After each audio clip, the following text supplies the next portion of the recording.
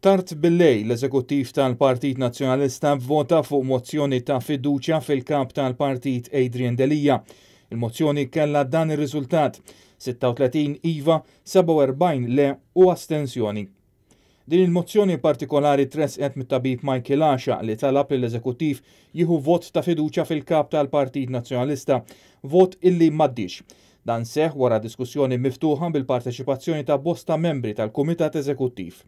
Il-laqgħa tal-Eżekuttiv intemm ftit wara s-sija u nofs ta' filgħodu u fit-tmiem l-kap tal-Partit Nazzjonalista Adrian Delija qal li l-votazzjoni hi ta' natura dikjaratorja. Mistoqsi mill-ġurnalisti u qal li għaldaqstant se jibqa' kap tal-Partit Nazzjonalista sakemm iriduh in-nies, jiġifieri it-tesserati. Minn ħatijaj irrid nara dan il-pass x'kien intis li jagħmel l-istatut tagħna jitkellem ċar. Dan il-vot m'għandu ebda konsegwenza skont l-istatut tagħna. Ġifieri min għamel dan il-vot għamlu sempliċement biex jagħmel dikjarazzjoni.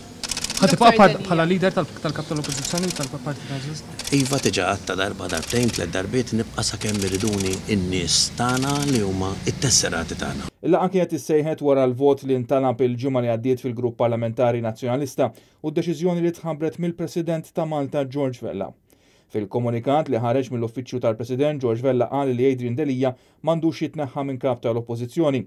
Il-President Vella ddeskriva din is-sitwazzjoni bħala waħda bla preċedent u qal ukoll li mill-lenti tiegħu jidher ċar li din is-sitwazzjoni kienet se toħloq imblokk legali u kostituzzjonali. Intant f'din il-laqgħa tal-Eżekuttiv twaqfu b'mod uffiċjali żewġ strutturi ġodda fih dan il-Partit Nazzjonalista, il-Kummissjoni Elettorali, Data u Records, kif ukoll il-Kummissjoni Etika, Dixxilpina u Midja Soċjali. Dawn huma żewġ kummissjonijiet li joħorġu mill-istatut il-ġdid tal-partit li ġie approvat mill-Kunsill Ġenerali ftit tal-ġimgħat ilu.